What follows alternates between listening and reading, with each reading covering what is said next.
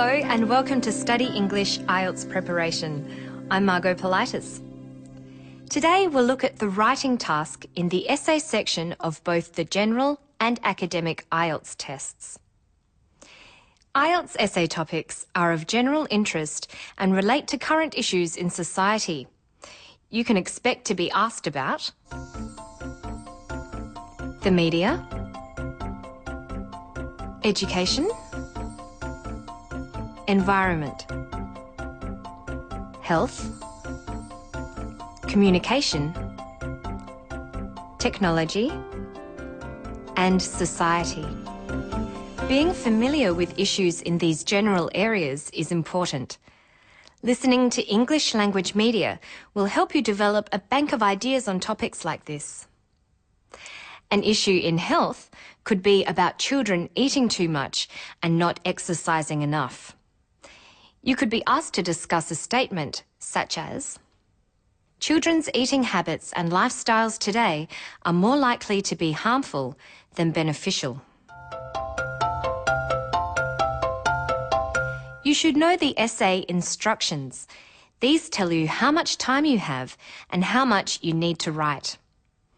You are instructed to spend about 40 minutes writing the essay, which has to be at least 250 words.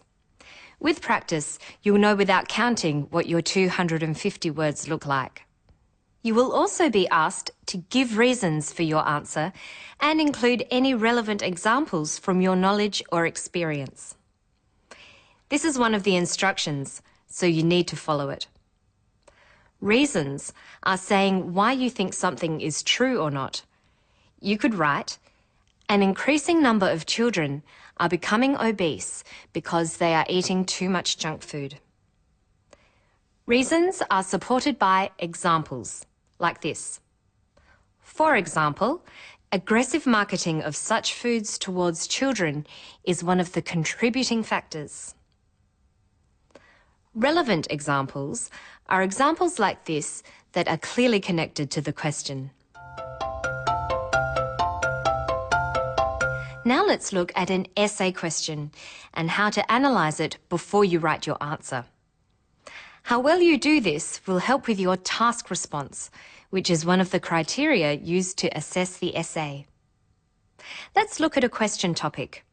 Here's a typical statement. The ageing populations of more developed countries are going to cause social and economic problems for society in the future, especially for the younger generation. With this is something called the question task. To what extent do you agree or disagree with this statement? The essay question is always presented in this way as a statement followed by the question task. First, let's look at the statement. Read it carefully. The ageing populations of more developed countries are going to cause social and economic problems for society in the future, especially for the younger generation. You should ask yourself, who or what must I write about? Here, you have to say something about ageing populations, developed countries, society in the future, and the younger generation. Highlight these and any other key phrases, such as cause social and economic problems. Think about what these phrases mean. Thinking of synonyms or words that mean something similar can help you do this. And you will need these synonyms later in your essay. Synonyms for ageing populations are the elderly, retired people, the aged, and pensioners. They're the people living longer or ageing. Developed countries refers to modern industrial societies that have to financially support retired people. Synonyms are Western countries, First World countries, and advanced economies. Social and economic problems are two kinds of problems. Social problems are problems that affect people, perhaps in areas such as health and education. Economic problems are problems to do with the economy of a country and its ability to pay for the services it provides. Society in the future means the country or nation or state in the future. And the younger generation are younger people or people who work. They're the people who are not yet part of the ageing population. So you can rephrase or paraphrase the question like this. The younger generation will experience social and economic difficulties because people are living longer. The next thing to look at is the question task. To what extent do you agree or disagree with this statement? To what extent means by how much. Here you're being asked to give your opinion about the statement. You might agree with it, or you might think it is wrong. It's a good idea to reword this type of question into a yes-no question, like this. Do you agree that the younger generation will experience social and economic difficulties because people are living longer? Yes or no? You could think, yes, I agree completely, or perhaps, yes, I agree with some of this, but disagree with other parts of it. But keep in mind that asking how much you agree or disagree tests your ability to look at two sides of an issue and present a balanced argument. Even if you say yes and agree completely, you still have to look at the other side of the argument and think about why someone would disagree.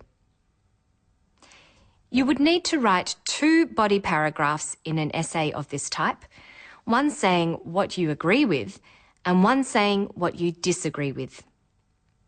In the conclusion of your essay, you would state your position on the topic.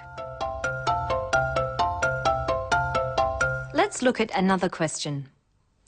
Internet access should be under government control to avoid any potential harm to children. Who or what must you write about?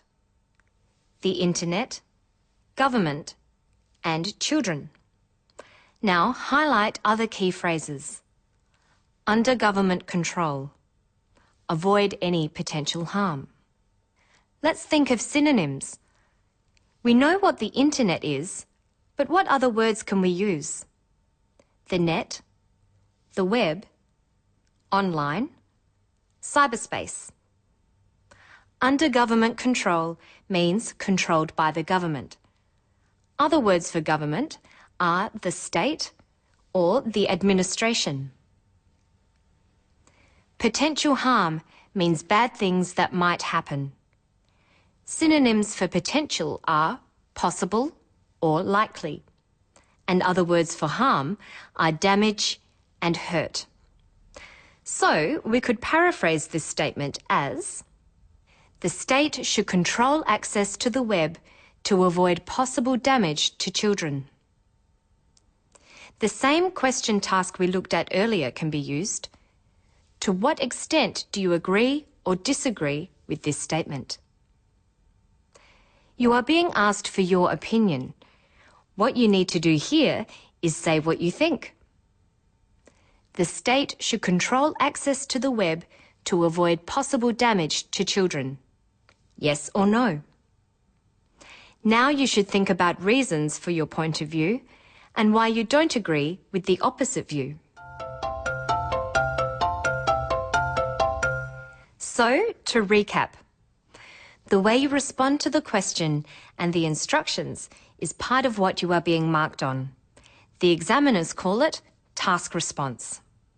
Make sure you follow the instructions and write the correct number of words. That's all for now. Don't forget to visit our website for more. I'll see you next time on Study English.